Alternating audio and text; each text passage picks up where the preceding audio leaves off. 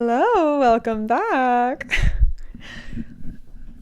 I'm getting second video willies. Hello everyone, welcome back to my channel. I am Olivia, and we're going to be talking about my book bucket list.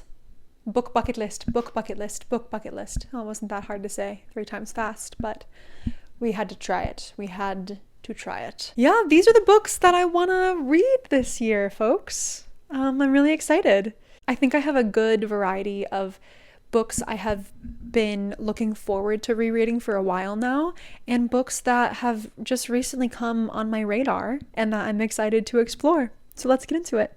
I'm feeling a little spooky filming in the evening. I filmed my other video during the day when it was afternoon, bright and sunny, sun just shining through the window, and it's spooky. It also deeply stormed today. It deeply snowstormed, I should say. It's March. This is spring. I know spring isn't until another 4 days, but I'm offended personally, which is why I'm excited to get to the first book, some hope for the summer. The first book is East of Eden by John Steinbeck.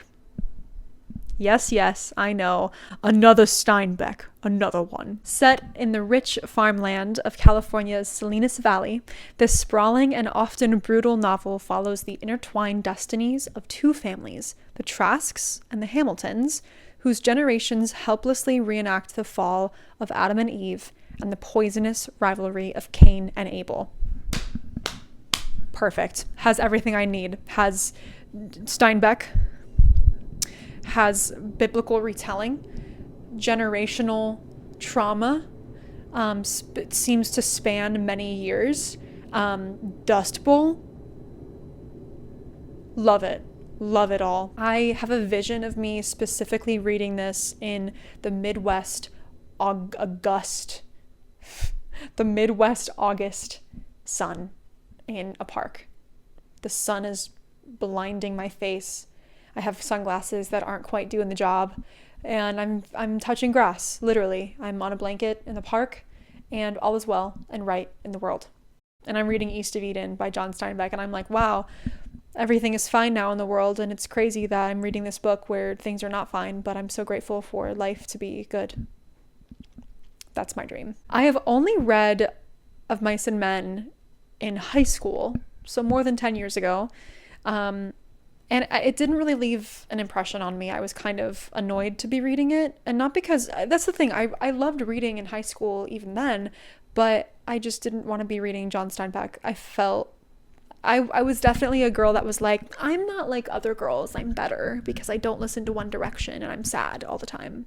Well, you can be sad and listen to One Direction and be happy in those moments, okay, Liv? Okay. I also listened to Travels with Charlie last summer, and that was blissful. That was absolutely blissful. Gary Sinise read it, and at times he sounded so much like John Steinbeck looks to me that I was confused that John Steinbeck wasn't actually reading it, which was kind of sweet.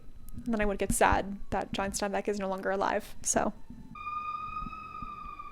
okay. I feel like this is going to take me the whole summer, though, to read, and I'm not mad about that. I kind of like the idea of having a summertime companion in a book that takes me through the whole season. I feel like this book is iconically American and down to earth. Is that a bad joke? I guess we'll see after I read it. I do love a family drama. I love a story that spans many years, decades. I love to see how characters grow, especially how their relationships will grow. I'm also really curious. I didn't realize this book was about 2 families. I thought it was just about one. So that'll be really fun to see how their relationships change and maybe how one of them spites the other, or how they help each other through hard times. The Four Winds is one of my favorite books, and I feel like East of Eden walked so the Four Winds could run. Maybe that's not true. Maybe I'm getting them confused, but I'm thinking East of Eden is more Dust Bowl than it actually is, but I guess around the same time. Nonetheless, I am excited. Number 2, Taiwanese Travelogue by Yáng Shuāng-zǐ. I'm so excited to read this. A bittersweet story of love between two women, nested in an artful exploration of language, history, and power. May 1938, a young novelist, Shizuko, has sailed from her home in Nagasaki, Japan, and arrived in Taiwan. She's been invited there by the Japanese government ruling the island, though she has no interest in their official banquets or imperialist agenda. Instead, Shizuko longs to experience real island life and to taste as much of its authentic cuisine as her famously monstrous appetite can bear. Soon, a Taiwanese woman, who is younger even than she is, and who shares the characters of her name, is hired as her interpreter and makes her dreams come true. That sounds miraculous. That sounds like heaven. I love the idea that they are paired together to work. Also, this idea, when I first heard that it was a love story between a novelist and her interpreter, that sounds beautiful. There's something so poetic about that, and I'm so excited to dive into that. I am also really wanting to read more diverse books this year as well, especially translated books, and so this is very exciting. Girl, when that book swoops into my library holds, you know I'm yanking it. I'm yanking it from the hold shelf. I imagine this book to be tender and quiet. Maybe it'll be more adventurous because they are traversing. I feel like just from the summary, how simple the summary is, it feels like this book is going to be something special. This is also on the Booker Prize long list this year that just came out, and I'm really excited to read a Booker Prize. I've never read a Booker book before, so I'm very thrilled for that. My next book is Jazz by Toni Morrison. I have never read a Toni Morrison book before, guys. That's feral of me, actually. So this shall be it. In the winter of 1926, when everybody everywhere sees nothing but good things ahead, Joe Trace, middle-aged door-to-door salesman of Cleopatra beauty products, shoots his teenage lover to death. At the funeral, Joe's wife, Violet, attacks the girl's corpse.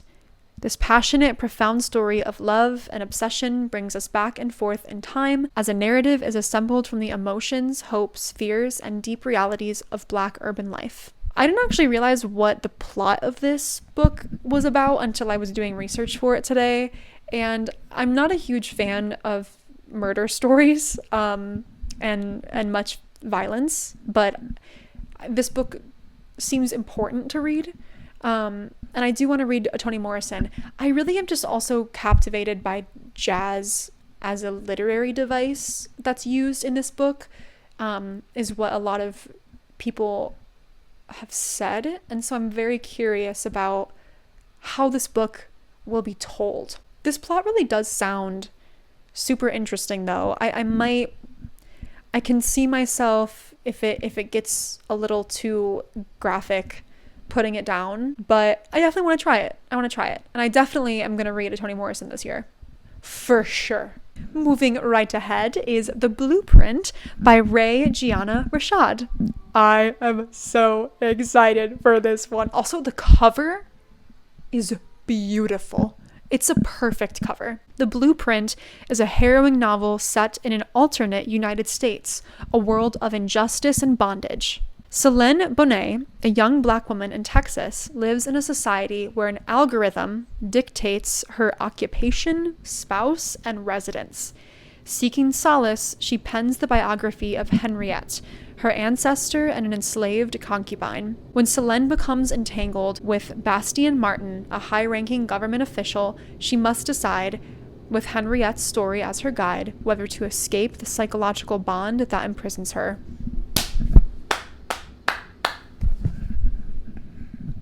That sounds perfect. That's gripping. That's riveting.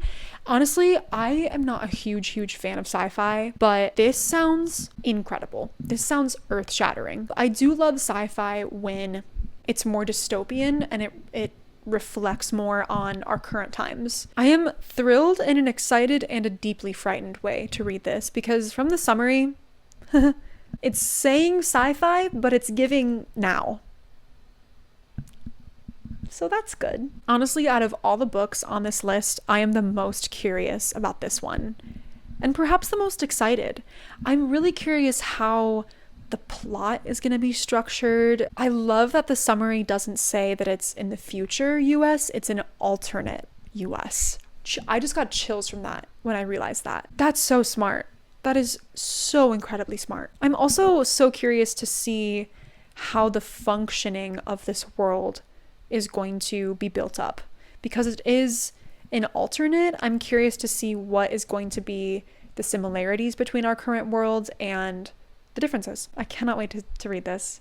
Again, this is one at the library that I'm like 400th in line, which is great, but gotta be patient. I'm coming for it though. I'm coming for it. I'm gonna swoop it up.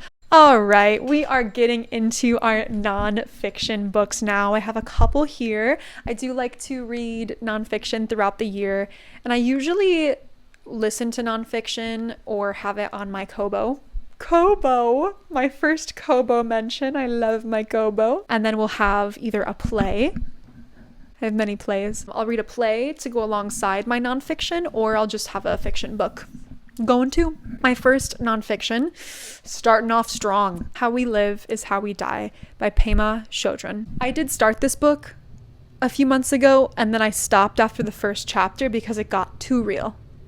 Poignant for readers of all ages, her teachings on the bardos, a Tibetan term referring to a state of transition, including what happens between this life and the next, reveal their power and relevance at each moment of our lives.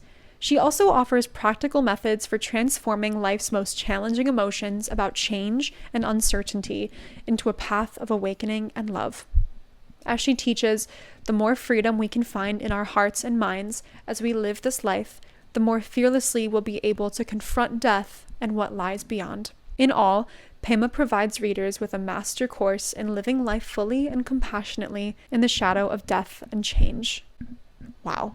I loved what I did read. I read about the first chapter and a half. I loved the philosophical sections, but I did end up putting it down ultimately because I was reading another fiction book at the time, and this book seems to be a mix of philosophy and short stories, which is great, but I can't read many fiction books at the same time, and I was getting a little overwhelmed with everything I was reading. Very blessed in that regard, but I do want to come back and devote dedicated, focused time to this book. I feel like this book deserves me to sit with it. I remember what I did read, which was, I think, a chapter and a half. It changed my brain. I mean, I still think about this book, and I read maybe like 0.02% of it.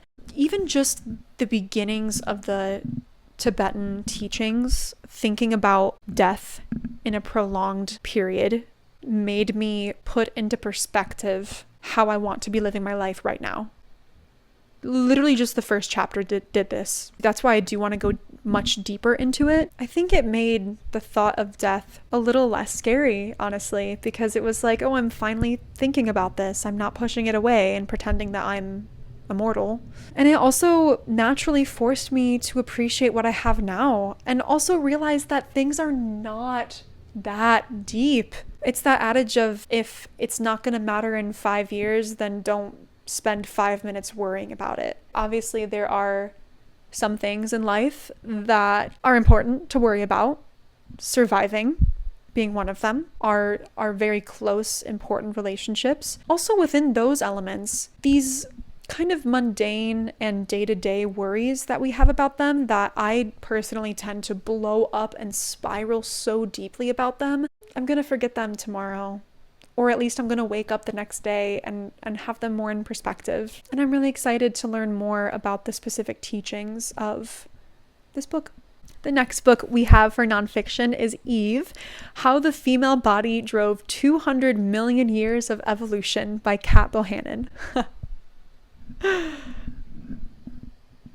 This one's going to be interesting. How did the female body drive 200 million years of human evolution? Why do women live longer than men? Why are women more likely to get Alzheimer's? Why do girls score better at every academic subject than boys until puberty? Is sexism useful for evolution? And why, seriously, why do women have to sweat through our sheets every night when we hit menopause?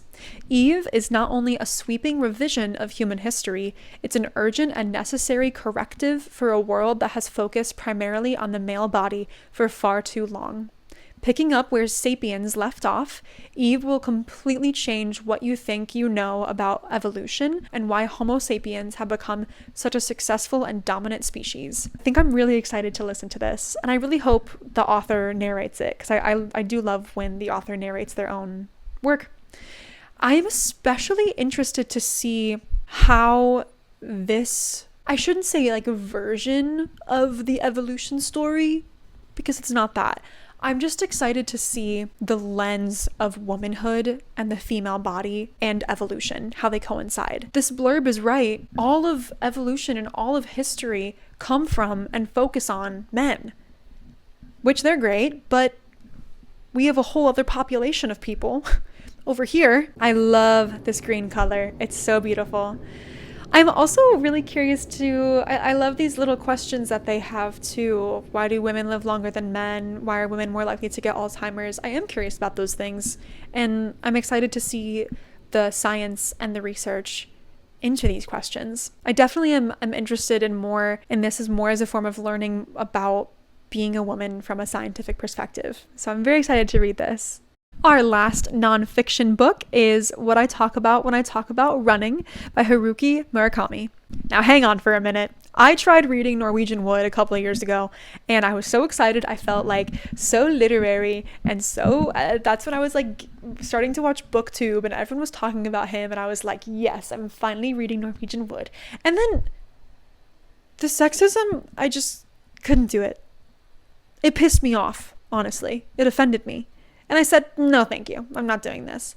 And that's what I've heard from other people as well throughout the years. So I'm a bit conflicted, but this was many years ago. I put the book down a third of the way through, and this is nonfiction. I'm excited to see what Murakami talks about when he talks about running. I realize this is also a strange follow-up to a book all about feminism. Equal parts training log, travelogue, and reminiscence, this revealing memoir covers his 4-month preparation for the 2005 New York City Marathon and takes us to places ranging from Tokyo's Jingu Gaiden Gardens, where he once shared the course with an Olympian, to the Charles River in Boston among young women who outpace him. Through this marvelous lens of sport emerges a panorama of memories and insights, the eureka moment when he decided to become a writer, his greatest triumphs and disappointments, his passion for vintage LPs, and the experience, after 50, of seeing his race times improve and then fall back. I got into running last year, and I really fell in love with it. I was a swimmer for a long time and hated running. I thought it was stupid and unnecessary. And then I got into running this past year, and it was like a meditation. It's a moving meditation, and it literally is all mental. It's all mental. Our bodies are so incredible. When we actually feel our bodies shutting down, not our brains, but our bodies shutting down, we know. We know. It's usually just our brains whining and thinking that we can't do it, but we can. But we can. I am so interested also to always see writers and artists' routines and what makes them tick. I think it'll also make me want to get back into running, which is always a good thing. Thank you so much for watching this video with me today. Please let me know your 2026 book bucket lists, and I'm so excited to get some ideas from you guys. I hope you have a great day, and thank you for watching. I'll see you next time. Bye-bye. Bye-bye. Bye-bye now. Bye-bye. Book bucket list. Book bucket list. Book. Yeah, it's not that hard.